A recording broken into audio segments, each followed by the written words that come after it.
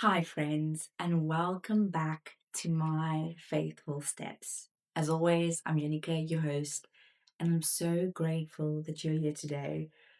It's honestly a little crazy to think that we are already on the second last episode of this season. Over the past few weeks, we have spoken about identity, grace, purpose, faithfulness, and what it means to walk with God in a world that is pulling us in so many different directions. But today, I want us to talk about something that I think every single one of us will experience or has experienced at some point in their lives. And that is the trials, the difficult seasons, the heartbreak, the disappointment, the waiting, the loss, the moments where life doesn't go the way we hoped it would or the way that we envisioned our lives to go. Because if there is one thing that I have learned, I'm still learning, I'm still figuring out, is that walking with God doesn't mean you stop suddenly facing hardships. In fact, I think one of the biggest misconceptions we have about Christianity is the idea that following Jesus means that everything will be easy. That if we pray enough, that if we trust enough, or we have enough faith, then life will somehow be free from pain, free from the trials, free from hardships. But when you read the Bible, you don't see that. You see faithful people walking through incredibly difficult circumstances. You see people who loved God and still faced suffering. You see people who trusted God and still experienced loss. And you see people who obeyed God and still walked through seasons they never would have chosen for themselves. And yet, over and over again, I see God's faithfulness in the middle of those seasons, not always removing the fire, but walking with them through it. And I think that is an important distinction to have because sometimes we want God to remove the fire. We want Him to remove the difficulty, the waiting, the uncertainty, the heartbreak. But often God uses those very things to shape us into who He is calling us to become. One of the most known stories in scripture is the story of Shadrach, Meshach, and Abednego. Most of us know the story where King Nebuchadnezzar built a golden image and commanded everyone to bow down and worship it. Everyone was expected to bow, everyone was expected to compromise. Yet these three men refused. And I think that is important to notice because before there was a fire, there was a decision. The fire wasn't their first test, compromise was. They chose obedience before they knew what the outcome would be. And that makes me wonder how many of us would have done the same. Because I think obedience is so much easier when it costs us nothing. But true faith is often revealed when obedience becomes costly. The king becomes furious and he threatens them with the furnace. And I love their response. Listen to Daniel 3, verse 17 to 19. It says, "If we are thrown into the blazing furnace, the God we serve is able to deliver us from it. But even if he does not, we want you to know that we will not serve your gods or worship the image of gold you have set up." And those few words have always inspired me. But even if he does not. And it makes me think of one of my absolute favorite songs is the song Even If by Mercy Me. And the lyric says, "Our God is able and our God can. But even if he does not, our hope alone is in him." Because that is real faith. Not faith that only trusts God when things work out. Not faith that only trusts God when prayers are answered or our life goes the way we hoped. But faith that says, even if the healing doesn't come, even if the door doesn't open, even if the season lasts longer than we expected, even if life doesn't go according to plans, Our God is still good. And honestly, I think that is one of the hardest places to get to as believers because all of us has prayers that we are still waiting on. All of us have questions that we wish God could answer. All of us have seasons that we would have chosen differently. Yet, somehow, these three young men had such confidence in God's character, even when they couldn't predict the outcome. They knew God could save them, but their faith wasn't dependent on whether He would.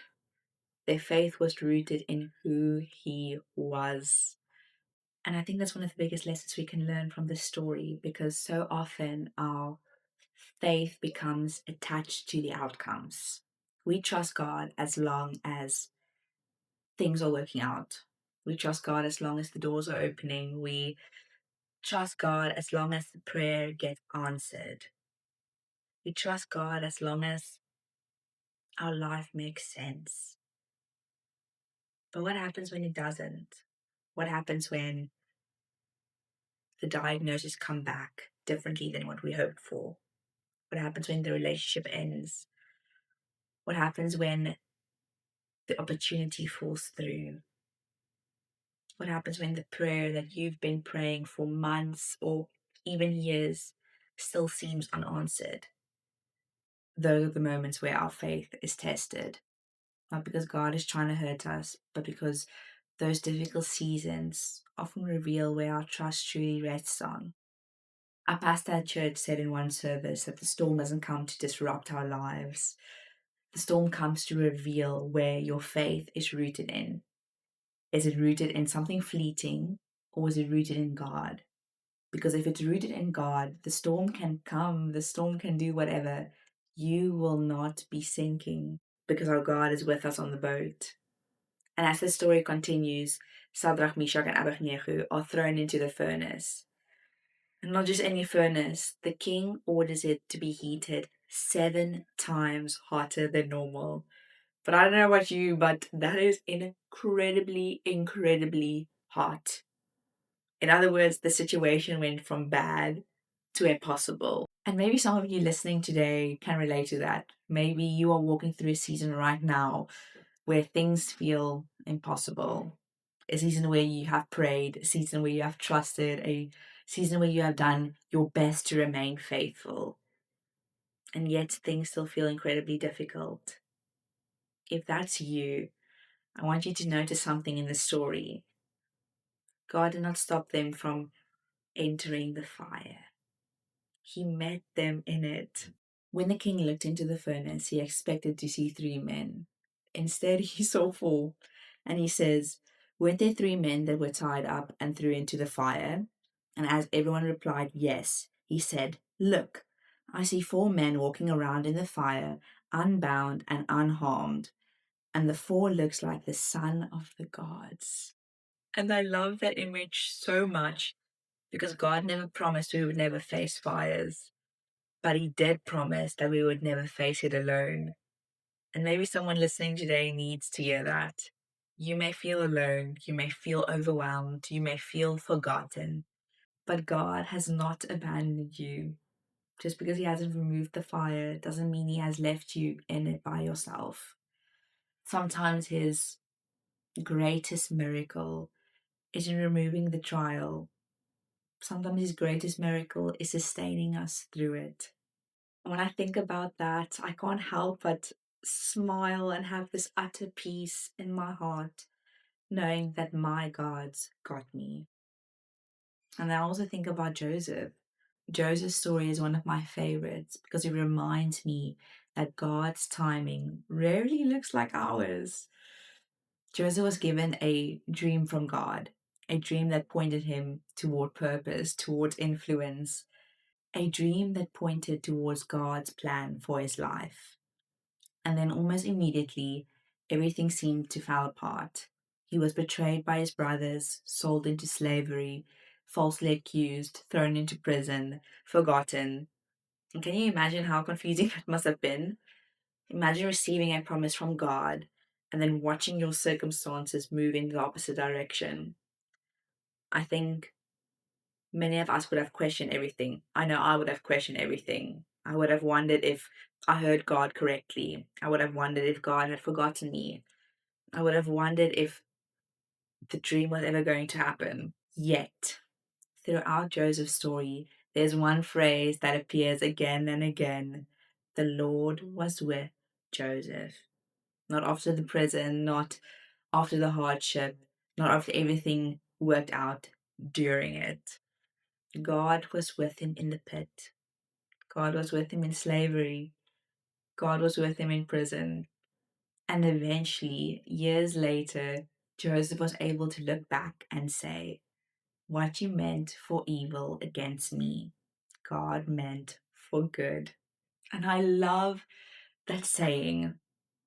And I think that's one of the most beautiful reminders that God can redeem what we can't understand.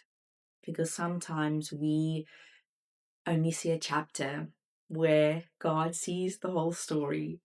We see the pain of today where God sees the purpose He is developing through it. We see the waiting, God sees the preparation. We see the fire, but our God sees the refining. And I think that is why James writes something that almost seems impossible at first. In James 1, verse 2 to 4, it says, consider it pure joy, my brothers and sisters, whenever you face trials of many kinds. Now, I don't know about you, but that verse always challenged me because my first response to trials is not usually joy. It's not usually celebrating. It's usually frustration. It's confusion. It's asking God why. Yet James isn't saying we should enjoy suffering. He's saying we can have joy in suffering because we know God is doing something through it. The passage continues, because you know the testing of your faith produces perseverance. And when we look at the word produce, it means being formed. Something is being developed, something is growing. And I think that's why this episode is called Growing Through the Fire. Because growth happens in places we would often never choose. Patience grows when we have to wait. Faith grows when we don't have all the answers. Trust grows when circumstances don't make sense. And perseverance grows when we want to give up, but choose to keep walking. I remember a season in my life where I had to learn that when I stepped away from competitive swimming, it honestly felt like my life had been stripped away because swimming had been such a huge part of my life and my identity, my routine, and my future plans that when I stepped away, it left me asking questions I never thought I would have asked. And if I'm honest, there were so many countless tears. There was uncertainty. There were moments where I didn't understand what God was doing. I wanted clarity. I wanted answers. I wanted to know exactly what my future looked like. Instead, God taught me trust. Not trust in a plan, not trust in my plan, trust in Him. And looking back now, I can see that He was doing far more beneath the surface than I realized at the time. Because sometimes God is more concerned with developing our character than our comfort. And I can give countless stories of where I didn't know the plan, but God did. One of my biggest testimonies of God's goodness in my life is my degree. In the beginning of grade 11, I decided to drop physical science.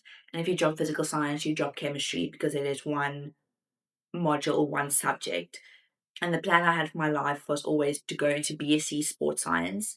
And for those of you who don't know, for you to go into BSc Sports Science in university, you need to have physical science and you need to have chemistry. That is the module requirement for the degree. And I remember feeling heartbroken that I couldn't go into BSc Sports Science. So I applied in Matric to go into BA Sports Science. Although it wasn't the plan, it was the only option that was left. And you get your preconditional acceptance letter at the end of matric, and then you get your final acceptance letter in January. So in January, when the final acceptance letters came out, I got rejected for BA Sports Science. And it was such a heartbreaking moment knowing that what is the plan now? Because I thought we had a plan. We bought everything for university. We were ready to move into my apartment. Everything was done. And I remember having this moment, okay, it's not my plan, it's God's plan. And a few days later, I got a acceptance letter from the university to study BSc Sports Science. And I honestly thought it was a crazy prank, or that they would call me up any moment and be like, sorry, this is the wrong person. You didn't apply for BSc Sports Science. This is not you. And I remember calling the admissions lady and I said, are you sure this is to the right person? Because I didn't apply for it. And she was like, is your name Jonica Kadikle? And I was like, yes. And she was, then you're in BSc Sports Science. And I remember feeling immensely grateful and immediately, without a doubt, knowing that was God's plan. That was not my plan. I gave up on that dream. I gave up on that plan. I couldn't apply. And here I am in a degree that, by all standards, I'm not supposed to be in it because I didn't have the subjects in high school and I didn't apply for the degree. But that just shows you that our God can do anything. And at the end of the day, you can have all the plans for your life. You can map out your entire life, but it's never going to be your plan. It's always going to be God's plan. And while we often pray for God to change our circumstances, I think He's often using those circumstances to change us. In Romans 5, verse 3 to 5, it says, not only so, but we also glory in our sufferings, because we know that suffering produces perseverance, perseverance, character, and character, hope. And notice the progressions. Suffering produces perseverance, perseverance produces character, and character produces hope. God wastes nothing. Not a single thing is wasted. Not the tears, not the waiting, not the disappointment, not the confusions, not the seasons we feel stuck, not the prayers that feel unanswered. He wastes none of it. And maybe that is the encouragement I want you to leave with today. If you're walking through a difficult season right now, don't assume that God has abandoned you. Don't assume the story is over. Don't assume because life is hard, God is absent. Sometimes the very season that feels like it's breaking you, it's actually the season God is using to build something within you. One day Joseph understood. One day Job understood. One day Shadrach, Meshach, and Abednego walked out of the fire. One day we will all stand before Jesus. We will see things from an eternal perspective. The things that confused us here, the prayers we didn't understand, the fires we walked through, the tears we cried. And perhaps we will finally see how faithfully God was working all along. So as we prepare for our final episode next week, I want to leave you with this reminder. The goal of walking with God is not comfort. The goal is faithfulness. Because one day, every trial will end, every fire will pass, every tear would be wiped away. And the greatest word we could ever hear will not be well accomplished or well known or well successful, but it will be well done, good and faithful servant. And that is exactly what we'll be talking about in our final episode. So thank you so much for spending this time with me today. And if you're walking through a fire right now, my prayer is that you would remember that God is still with you, still working, still writing your story, still with you in that fire. So until next time, keep taking your faithful steps.